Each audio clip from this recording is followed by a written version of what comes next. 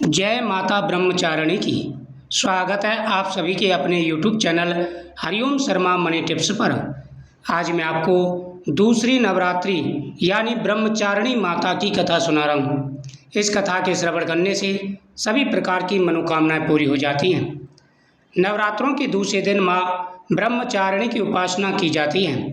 आपको बता दें, ब्रह्म का अर्थ तपस्या है और चारिणी का अर्थ आचरण करने वाली यानी तप का आचरण करने वाली देवी। माँ का यह स्वरूप श्वेत वर्ण का है।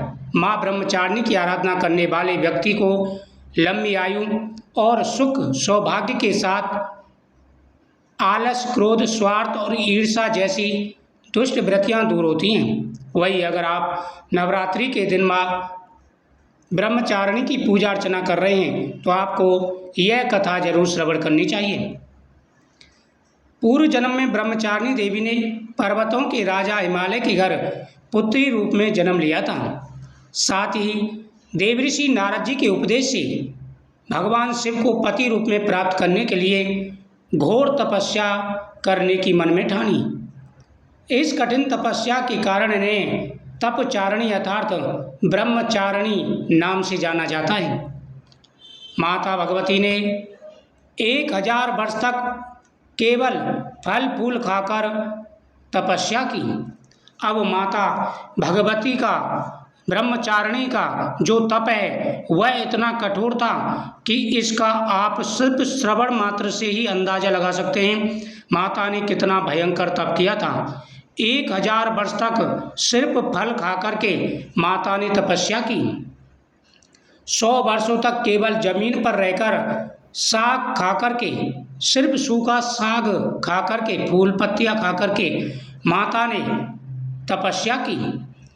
कुछ दिनों तक कठिन उपवास रखे और खुले आसमान के नीचे वर्षा और धूप के घोर कष्ट सही।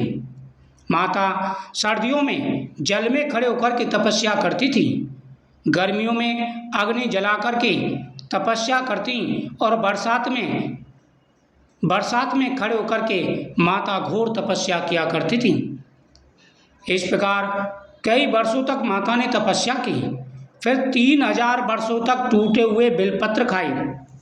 माता ने पहले 1000 वर्ष तक फल फूल खा करके, फिर 100 वर्षों तक माता ने सिर्फ साग खा करके और फिर उसके बाद में 3000 वर्षों तक माता ने टूटे हुए बेलपत्र खा करके ही तपस्या की।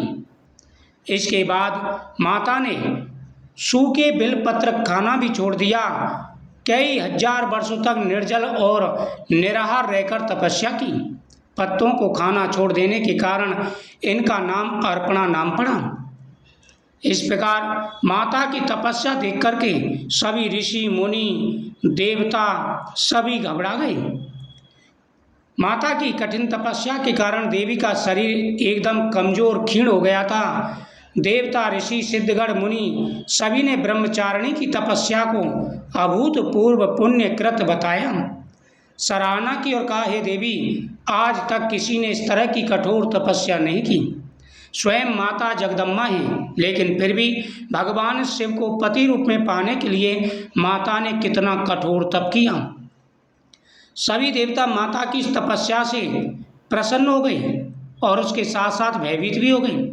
माता के सामने जाकर के बोले, हे देवी, जो तुमने तपस्या की है आज तक इतनी भयंकर कठोर तपस्या किसी ने नहीं की।